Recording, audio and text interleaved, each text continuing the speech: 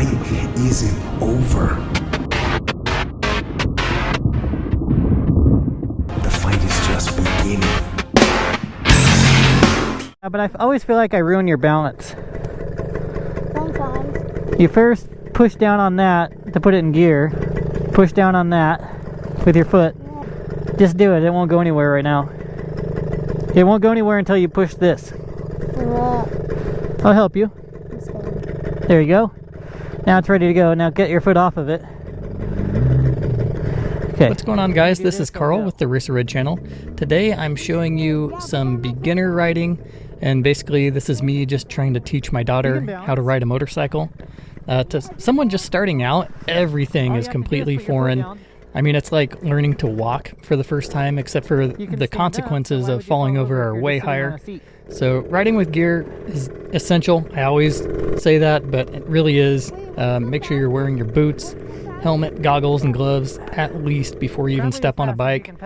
But yeah, those little things are, you know, common sense to an experienced rider, but to somebody who doesn't ride, that stuff can really escape you pretty easily, especially someone who's younger.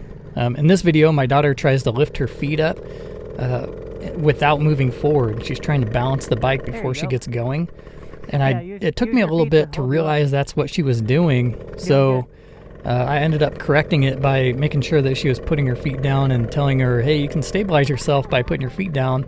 That's something that I still do. You know, I'm never just riding with my feet up. So those little things, they're easy to miss for a beginner rider. And these riders, they don't know where the controls are, much less, you know, how to ride a bike. It's just a completely foreign object to them. So it's hard to think of that when you've been doing it for so long, especially, you know, for me, I've been riding for ever now, and it just comes, it's like second nature to me. But so when I'm teaching someone how to ride, I try not to make any assumptions.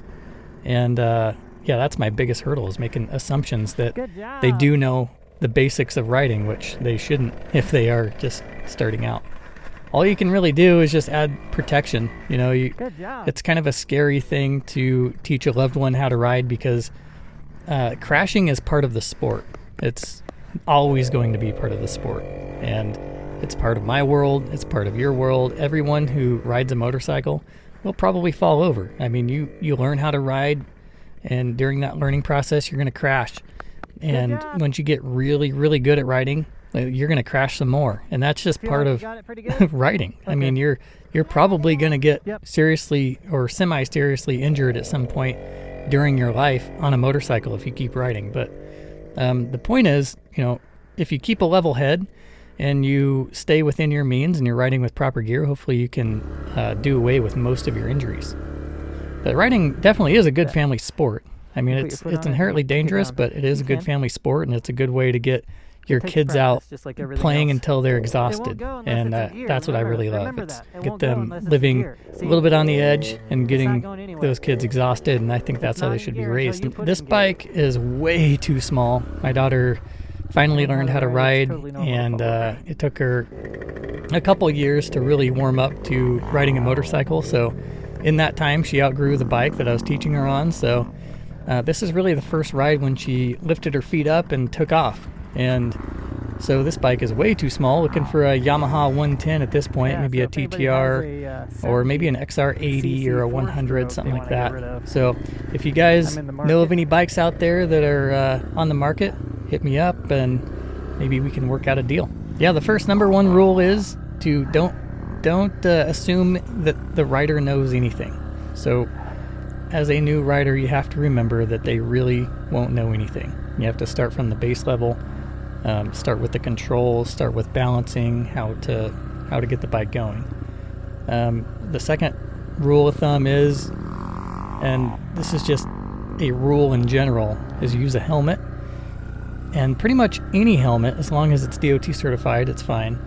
I really don't think it's necessary to buy a $500 helmet. I mean, most people justify a purchase like that with, saying it's, you can't put a price on your brain, but really manufacturers, marketing team, they really want you to say stuff like that. And they put a lot of effort into making you say stuff like that. So in reality, a $100 helmet is going to protect you just fine. And after that, get you some moto boots, goggles, gloves. Those are the essentials. And everything after that is just extra, but you may consider, you know, getting a padded or armored jersey. I use RMF jersey, reactive memory foam. That's usually what I use if I think I'm going to be in a dangerous environment. Like I was on this recent Moab trip, and I was riding with my RMF under my O'Neill jersey the whole time. So that reactive memory foam works really good. And then knee guards. Definitely use knee guards. Especially for these new riders, they tend to get their legs caught into the rear tire when it's spinning around. They fall on the bike and they fall with their knees and legs on the tires. So the moving tires are what causes a lot of injuries. So if you can do away with some of that, that's where it's at. So I would say knee guards and boots are pretty essential for new riders. Anyways, guys, I'll be making more videos. I've been getting over some flu viruses back to back, so I've been feeling a little bit rough, but I'll be back to riding and back to making videos. So I'll catch you guys on the next video. Peace. All right, guys, I just wanted to give some of my Patreon supporters a shout out. I really appreciate them. Yucky Don't Eat is my newest one. Daniel Roush, Brian Thomason, Mike Slater, Jason Froling, Jim Jolson Jr., Lance Darnell, Wade James, Kurt Kinghorn, Jared Bauer. I appreciate each and every one of you guys. You guys have helped a huge amount for my channel to grow and to keep making content, and you are appreciated.